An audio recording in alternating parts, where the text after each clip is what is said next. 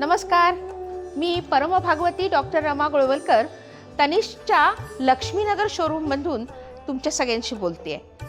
आता असं आहे की आज आहे एक विशेष निमित्त आणि त्या निमित्ताने मी आज या शोरूममध्ये आलेली आहे. का आलेले आहे लवकरच जाणून घेऊया. आज अक्षय तृतीया, एक विशेष दिवस आहे आपल्या सर्वांच्याच आयुष्यात येणारा, आणि म्हणूनच आम्ही खास तुमच्यासाठी काही योजना घेऊन आलो आहे. पण तत्पूर्वी अक्षय तृतीयेचं महत्त्व समजून घेऊया. अक्षय तृतीयेचं महत्त्व जाणून घेण्यासाठी आपल्याला थोडंसं भारतीय कालगणनेविषयी जाणून घ्यावं लागेल. ही जी कालगणना आहे ही जगाच्या पाठीवरची एकमेवाद्वितीय अशी आहे, कारण आपण सूर्य आणि चंद्र या दोघांच्याही मेळातून या कालगणनेचा उद्भव केलेला आहे. सूर्याशी चंद्राचं जे अंतर असतं त्या अंतराला अनुसरून तिथी नक्की केली जाते. एका वर्तुळामध्ये 360 अंश असतात हे आपण भूमितीमध्ये शिकतो. त्या 360ला ज्या वेळेला आपण 12ने भागतो त्यावेळेला आकडा येतो 30. मग आता हे बघा की प्रत्येक दिवशी 12 अंशांनी सूर्य आणि चंद्र एकमेकांशी अंतर वेगवेगळं करत असतात, आणि त्या प्रत्येक अंतराला आपण नाव दिलंय प्रथमा, प्रतिपदा, द्वितीया, तृतीया, चतुर्थी, पंचमी, ते जातं थेट पौर्णिमेपर्यंत. यावेळी चंद्राची कला एकेका दिवसांनी वाढत जाते. पौर्णिमेनंतर पुन्हा येते ती प्रतिपदा, द्वितीया, तृतीया, चतुर्थी, पंचमी, अमावस्येपर्यंत. त्यावेळेला चंद्र एकेका कलेनी कमी कमी होत जातो. हे झालं आपलं साधं खगोलशास्त्र.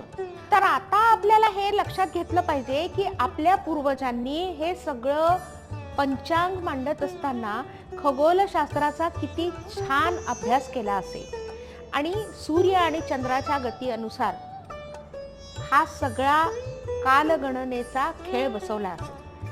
आज आपण वैशाख शुद्ध तृतीयेच्या दिवशी हे सगळं जाणून घेतोय, कारण गेल्या किमान 24,000 वर्षांपासून आपण ही कालगणना वापरतो आहोत.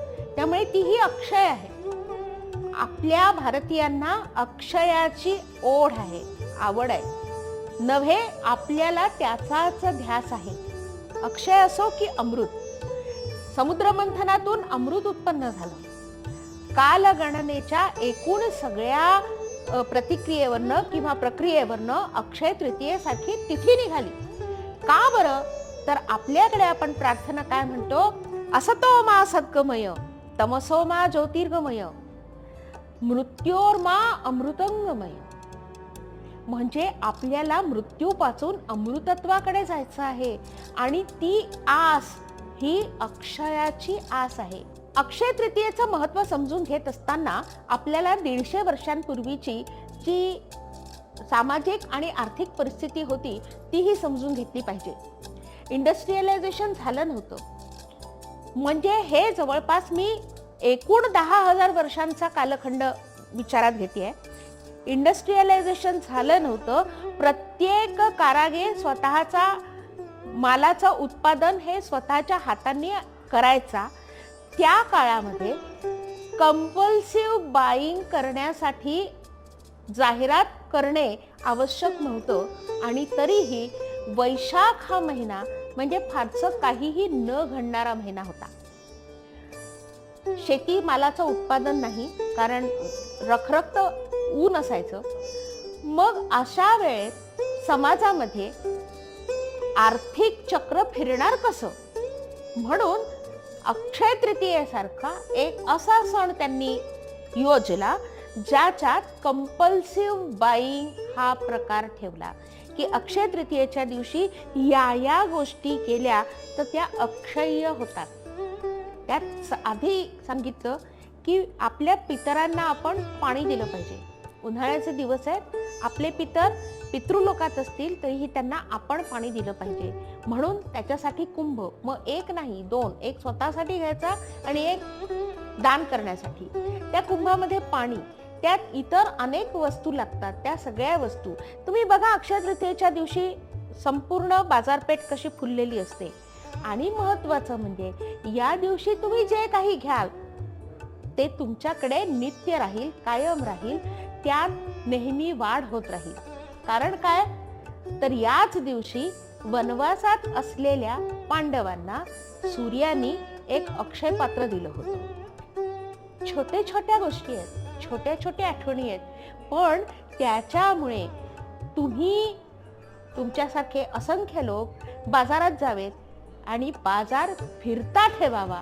बाजार पेठ ही अर्थचक्र फिरवणारी असली पाहिजे, म्हणून या अक्षय तृतीयेचं महत्व आहे. अक्षय तृतीयेच्या संदर्भात एक अतिशय महत्वाची कथा मला या क्षणी आठवते आणि ती म्हणजे द्वापर युगामध्ये श्रीकृष्ण जेव्हा आपल्या गुरुगृही म्हणजे सांदीपनी ऋषींच्या आश्रमात उज्जैनीला होते, त्यावेळेला त्यांचा एक मित्र होता, त्याचं नाव होतं सुदामा. कृष्ण आणि सुदामा ही जोडगोळीच होती जणू. हे दोघंही जण सतत एकमेकांबरोबर असायचे. जेव्हा गुरुगृहातून श्रीकृष्णाने सगळी विद्या ग्रहण केली आणि ते पुन्हा आपल्या घरी परत गेले, त्यानंतर काही कृष्ण आणि सुदामाची भेट झाली नाही. सुदामा एक अतिशय निर्धन असा ब्राह्मण होता आणि त्याच्या पत्नीला, त्याच्या मुलांना रोजचं 2 वेळचं जेवायला मिळायचं नाही. त्यावेळेला एकदा त्याची पत्नी म्हणाली की का हो तुम्ही सतत मला सांगत असता की द्वारकेचा राणा, द्वारकेचा कृष्ण हा माझा फार जवळचा मित्र आहे, तर एक दिवशी जा त्याच्याकडे आणि सांगा की मी निर्धन आहे. कसं तरी बायकोनी मनवलं आणि सुदामा आपल्या घरून द्वारकेकडे जायला निघाला. पण म्हणे असा कसा जाऊ, त्यात राजाकडे जाताना, देवाकडे जाताना काही ना काहीतरी नेलं पाहिजे. पत्रम, पुष्पम, फलम, तोयम यापैकी काय नेलं पाहिजे. तर त्याची बायको म्हणाली आपल्याकडे फक्त एक पसाभर म्हणजे एवढं, पसाभर म्हणजे एक ओंजळ एवढं पोहे आहेत, तेवढे पोहे घेऊन जा आणि तुमच्या मित्राला सांगा की बाबाने मी तुझ्यासाठी एवढंच आणू शकलो. कसा तरी करून प्रवास करत सुदामा द्वारकेला पोचला आणि त्यांनी मित्राला ते पसाभर पोहे दिलेत आणि सांगितलं की बाबा मी एवढंच आणू शकलो तुझ्याकरता. तर श्रीकृष्णाने सांगितलं काहीच हरकत नाही आणि त्याचा अत्यंत आदर सत्कार केला, ज्याला आपल्या भारतीय संस्कृतीमध्ये अतिथी सत्कार म्हणतात तसा केला. आणि त्यानंतर त्याला म्हटलं आता तू घरी जा, कारण आपली भेट झाली, आपण एकमेकांबरोबर वेळ घालवला, आता तू घरी जा. त्याच्याकडे काही मागायचं राहूनच गेलं. सुदामा तसाच रिकाम्या हाताने घरी परत गेला. तिथे घरी पोचल्यानंतर त्याला कळलं की हा ज्या वेळेला कृष्णाबरोबर वेळ घालवत होता तेवढ्या वेळात कृष्णानं आपले दूध पाठवून त्याचं घर सोन्यानं मढवून टाकलं. बायकोला, मुलांना सोन्याचे दागिने दिले, कोठारघर भरलं, सुंदर सुंदर कपडे दिले आणि त्याला असंख्य प्रमाणामध्ये धनसंपत्ती दिली. तो दिवस म्हणजे हा अक्षय तृतीयेचा दिवस. म्हणून अक्षय तृतीयेला सोने खरेदी करणं किंवा चांदी खरेदी करणं किंवा हिऱ्याचे, मोत्याचे दागिने खरेदी करणं हे अतिशय शुभ मानलं गेलेलं आहे. अक्षय तृतीयेच्या निमित्तानं आम्ही आपल्यासाठी घेऊन आलो आहोत काही नवीन योजना. तनिष्कच्या दागिन्यांच्या घडणावळीवर 20% सूट जाहीर करण्यात आलेली आहे. याशिवाय साध्या आणि रत्नजडित दागिन्यांच्या प्रत्येक ग्रामवर 201 रुपयाची सूट आहे. तिसरी योजना तर याहून आकर्षक आहे. हिऱ्यांच्या दागिन्यांच्या हिऱ्यांवर आम्ही 30% सूट जाहीर केलेली आहे.